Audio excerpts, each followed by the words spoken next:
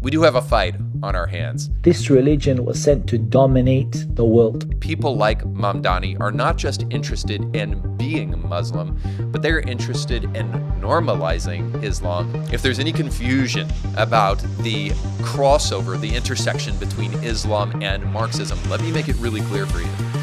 Both of them are reliant upon totalitarianism. You have something called the Red-Green Alliance, which saw Muslims and Marxists working together to destroy quote-unquote imperial powers, Christian empires in particular. We must do something about it. But hold on. Welcome to the show. My name is Uberman. Don't forget to like, share, and subscribe. Today on the show, I'm going to try to show you that bad ideas have consequences, and the only cure for bad ideas are good ideas, and the best ideas are found in God's Word. I'll give a rational defense for that on the show today, but before we can get there, you need to know we do have a fight on our hands. Mamdani becoming the mayor of New York City is just the beginning of that fight. And in fact, if you don't want your country to look like this, we might want to think about doing something about it. While the visitors get their first taste of Islamic prayers, it's come to Ahmed's attention that Isaac isn't dressed properly for the occasion. Pull your socks up a bit more. In prayer, he had his socks under his knees and he was wearing shorts, so his knees were showing. And in Islam, you need to have from your belly button to your knees covered to be praying, and his knees were showing. I have never prayed before. I've never even thought about it, but I've meditated before. And it was really nice just sort of being in the room with them and having that unity of everyone doing something together at the same time and doing the same thing. And it felt really together. Oh, yes. Solidarity is definitely something the Muslims are great at, especially for you ladies. So for those of you in New York and wherever you elect a Muslim mayor, you can look forward to grabbing yourself a nifty one of these outfits called a hijab, and you'll fit right in with the rest of the Muslims. Jokes aside, there's actually something serious here at play, and you might not agree with everything I say on this podcast, and of course you're entitled to be wrong if you disagree, but I would encourage you to understand that people like Mamdani are not just interested in being Muslim, but they're interested in normalizing Islam in an American Christian nation. If there's any question about the extremism of Mamdani and others like him, I want to encourage you to please check out this quick pic that he posted himself. And of course, this is Mamdani with a unindicted co-conspirator in the 1993 World Trade bombing. And of course, he told us that this is just a community service leader. Now, if that's not enough for you, I would like you to hear Mamdani's own words about his stance on Islam.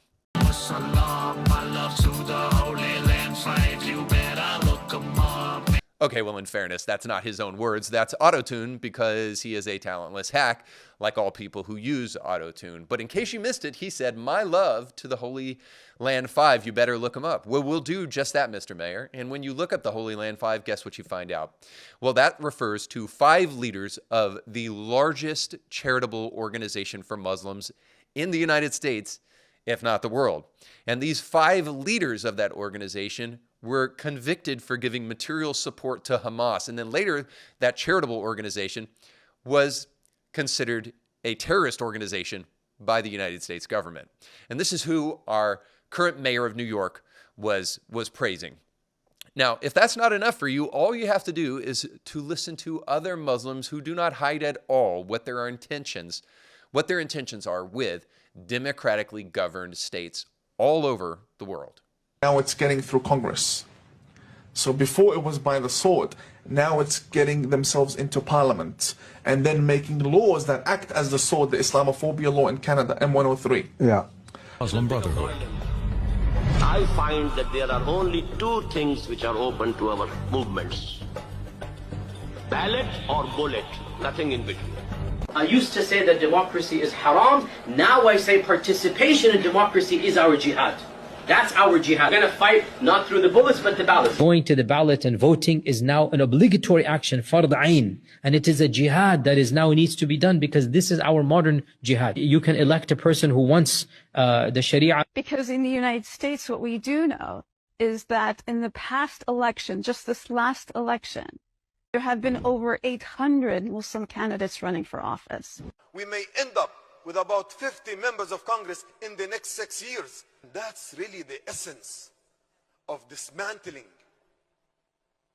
the system of injustice, is to replace it with the people who represent the Prophet ﷺ. And if at this point in time you do not believe somebody when they tell you who they are explicitly, then there's really no cure for your Stockholm Syndrome.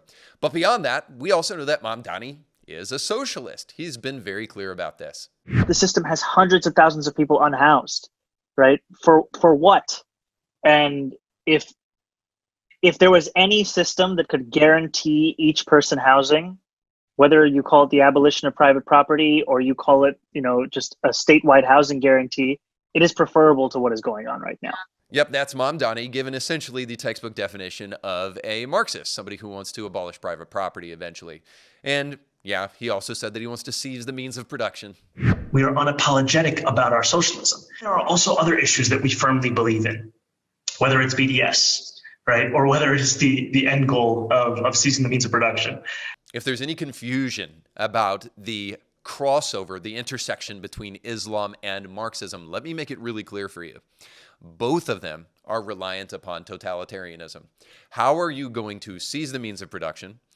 Or how are you going to abolish private property, whether you say it's for civilians or for businesses or whatever? How are you going to do that without, let's say, a totalitarian in power? There is no God but Allah, and Muhammad is his prophet. Islam! Of course, the totalitarian tendencies of Islam and of Marxism are the things that tie these two groups of people together. And there has been a confab. There has been an intersection between these two ideas throughout history. All you have to do is go back to the late 70s and you can see when there was an alliance between Islamists and Marxists during the Iranian Revolution of 1978 and 79. In Iran, various Islamic groups and Marxist leftist groups worked together to overthrow the Shah, but later split violently because they're both very violent, actually. And then, of course, in the 70s and 80s, you have something called the Red-Green Alliance, which saw Muslims and Marxists working together to destroy, quote-unquote, imperial powers. So if you're looking for another correlation of Marxists and Muslims, it's not just that they're both totalitarian in nature, but also they want to destroy empires. Christian empires in particular. This is why Karl Marx said that we must destroy the British Empire in order to destroy Christianity. It's one of my favorite quotes by Marx because it really does reveal what they're after at the end of the day. Marx had a hatred for Christianity, and so does Islam. And of course, in a more modern setting, you can see that the Islamic takeover of England is part and parcel of the Labour Party, their continued shift toward the left, and that they feel like they can get some marginalization points from working with Muslims in order to platform them, empower them, so that they can push forward their political agenda. So yes, this Red-Green Alliance is still very alive today, and it is embodied in Mamdani, but he's just the tip of the spear. There is much more to this problem, and Christians need to pay attention. We'll get back to the show in just a moment, but before we do that, I have to make sure to pay a couple of bills, but want to do so with a great friend, our friends over at sweetandsavoryclassroom.com. Now, if you're looking for an online or in-person cooking class experience, especially as Thanksgiving is upon us, you need to check these guys out. Perhaps you want to do something different. You don't just want to go the traditional route of the turkey, and you want to actually do something interesting, maybe like beef Wellington, something that's a personal favorite of mine.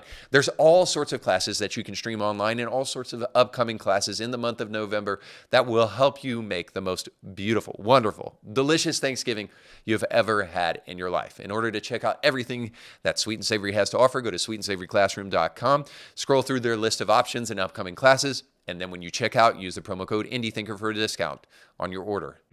And Christians in the past have realized that Islam is a historic enemy of the church and a historic enemy of Western values. And we can see this by going all the way back to the Crusades. We can see that the Crusades were mostly defensive wars and not offensive wars. If you look at the actual numbers rather than taking your public school education's word for it, you'll see that about 65% of all the battles that were fought in the Crusades were done so from a defensive standpoint because of the Muslim aggression that was taking place around the world at the time. And don't just take my word for it. Take Jonathan Riley Smith, who is the most prominent historian of the 20th century when it comes to the Crusades. And he said this: "The Crusades were fundamentally defensive wars, formed as a response to centuries of Muslim conquest of Christian lands." Now, this is embodied perfectly in Pope Urban II's speech that gave way to the very first Crusades. When he gave this speech, he was giving us a glimpse, a window into what was taking place at the time. And of course, he's a Christian, so you can say that he's being a little bit biased, but anybody would know he was lying based upon some of the claims that he makes in his speech, if it were indeed a lie, because he makes some very specific claims as to what Muslims were doing to Christian people. So check it out. "From the confines of Jerusalem and from the city of Constantinople, a grievous report has gone forth and has reportedly been brought to our ears, namely, that a race from the kingdom of the Persians, an accursed race, a race wholly alienated from God, a generation that has set not their heart aright, and whose spirit was not steadfast with God, violently invaded the lands of those Christians and has depopulated them by pillage and fire. They have led away a part of the captives into their own country, and a part have they killed by cruel tortures. They have either destroyed the churches of God or appropriated them for the rites of their own religion. They destroyed the altars after having defiled them with their uncleanness. The kingdom of the Greeks is now dismembered by them and has been deprived of territory so vast in extent that it could be traversed in 2 months' time." Urban will go on to say, "They have seized the churches and profaned them with their foul abominations. They circumcised the Christians, and the blood of the circumcision they either spread upon the altars or pour into the baptismal fonts. They tortured them with all kinds of torments. They forced them to drink the blood of the circumcision. They either completely blot out the Christian people from the earth or subject them to a most shameful slavery." Now, I don't care what kind of Christian you are. If that kind of thing is going on in your land and you're not ready to do something about it, you are a coward. The point here is that when there is an issue such as this coming to our doorstep, we must do something about it. But hold on. I read that to you so that you will know that there is a time for fighting, but I also read it to you to let you know that that time is not now. I know I have disappointed all of those who just pulled out of the attic their Crusader Halloween costume and were ready to go to war. Right now, we are not at the place where these kind of things are happening. We are at the place where undoubtedly Muslims and Marxists are infiltrating our government through democratic means, which means we must also beat them through the same, not through use of force. In other words, this is not a time for crusades. This is a time for apologetics. We must fight this battle rhetorically. Now, if we don't do that, you can rest assured that this will happen. We will find Sharia schools popping up all over the United States. We will find that there are senators and Congress people who refuse to swear on the Bible but only want to swear on the Quran. And they do not actually care about the Constitution. They only care about what their imam says. You can rest assured that there will be schools that try to force children to pray at the time of prayer, and you can rest assured that your city will be filled with the sound of screeching, dying, drunk goats at around 5 a.m. in the morning.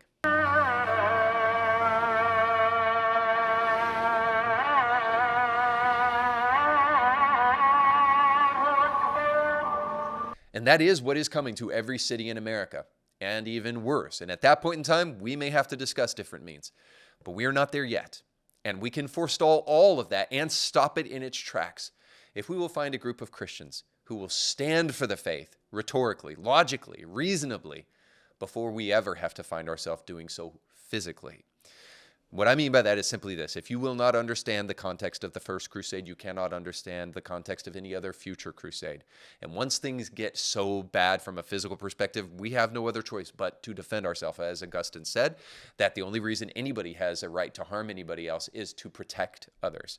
So we may find ourselves in that position if we can't find a group of Christians that will get serious, not about calling for the next crusade or fear-mongering on the internet, but want to get serious about rationally providing a defense for the faith and then standing up in the public square for their faith. What I mean is just simply this. If you're a Christian and you still don't know the moral argument for God's existence, or you don't know the principle of sufficient reason, or the contingency argument, if you've never read Augustine or never read Aquinas, and you can't right now give a rational defense for your faith, then you are part of the problem.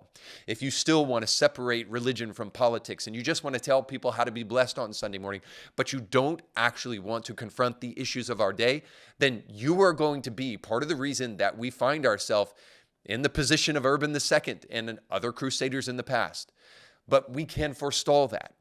The reason we can is that Christianity has always been more powerful when it is preaching rather than picking up the sword.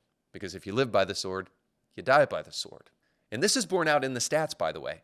The vast majority of people who say they leave the church, or people who claim to be atheists, simply say this, that they don't believe that reason is in any way harmonious with the faith, that in fact they're in contradiction to each other.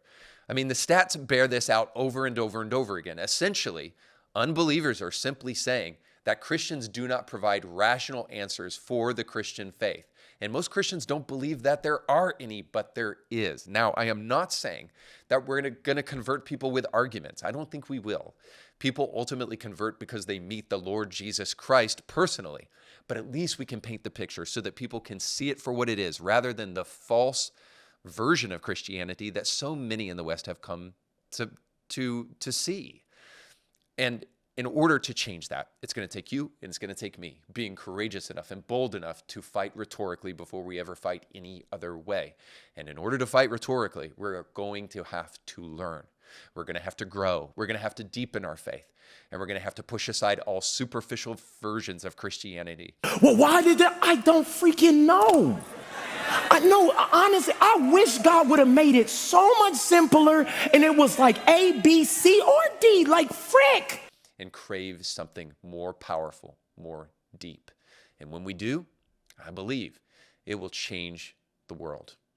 And at least it'll change this nation from the path that it's on now. And by the way, if you want to deepen your faith, you can become a member over at indythinker.org/support, where you can gain access to ebooks, audiobooks, documentaries, movies, and so much more that will truly help deepen your faith. And in fact, we've got a brand new movie coming up in the month of December that you don't want to miss. For the first time, we're going to be showing our audience the movie Free Burma Rangers. And it is a fantastic movie about a missionary who takes his family to foreign lands to actively engage in wars and in conflicts to help rescue civilians who are caught in the crosshairs.